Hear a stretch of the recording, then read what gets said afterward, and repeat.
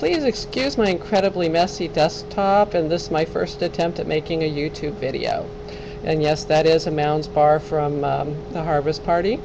However, if you are curious about the mysterious Chaplin video, I would like to offer a theory. Why assume that this is a time traveler if there is a simple explanation? As fictional Star Trek character Spock would say, logic dictates that the most obvious solution is probably correct. Although little known today, already in the 20s there were devices of the proper size and shape, such as hearing aids and spy devices. I have not yet read that anyone has suggested this person in the video may be a spy, but I think it is possible. My current theory is that this is a spy or FBI agent with futuristic equipment, or possibly this person was attempting to record a sound to make this movie scene into a talkie. So, what do you think? Case solved, or have I simply dropped another red herring into the mix? Check out the evidence in my blog post, homeschoolblogger.com/eaglesnest. There were handheld hearing aids in the 20s, but it is unlikely that you would be talking into them. And there was no one else visible for this person to talk to. Most people said it couldn't be a cell phone because there were no cell towers. However, this doesn't mean it couldn't be a two-way radio or some kind of recording device. Wireless telephony existed as early as 1905. See my blog post for the link to Collins' wireless telephone apparatus. Also note old radio patents as early as 1800 showed that early radios did exist and they were wireless, battery powered. Other people have commented that it couldn't be a radio because they weren't that small yet. However, very small radios existed prior to this, using batteries and headphones. The clothing is bulky and only one hand, probably gloved, is visible. So more equipment such as radio receiver, recording device, or speaker may be hidden from view. We can only speculate, but the person may be speaking into a microphone or may be holding an earphone device. Most historical information erroneously states that walkie-talkie type devices were not available in the 20s. However, that is only true commercially. Read more about the early history of early wireless devices at my blog.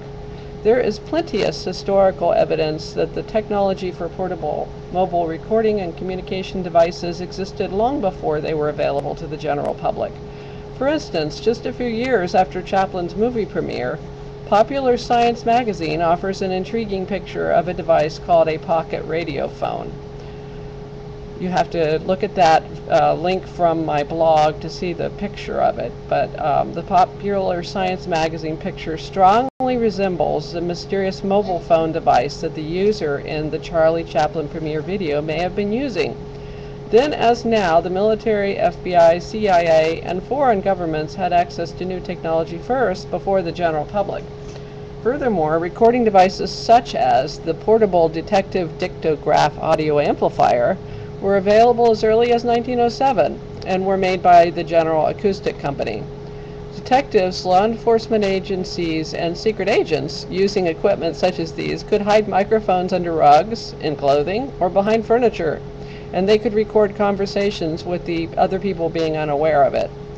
Although the picture doesn't look exactly like what the mysterious person in the Charlie Chaplin movie was using, it does show that the technology for mobile radio equipment existed prior to 1928. The picture shows surprisingly small headphones and a handheld box microphone. Product was also used commercially in business. You will see it in scenes in old movies where the businessman calls his secretary in the next room. Too bad, in the Chaplin video we may never be able to identify this person's exact device, or know for sure what he or she was doing there. However, there is no evidence this was a time traveler.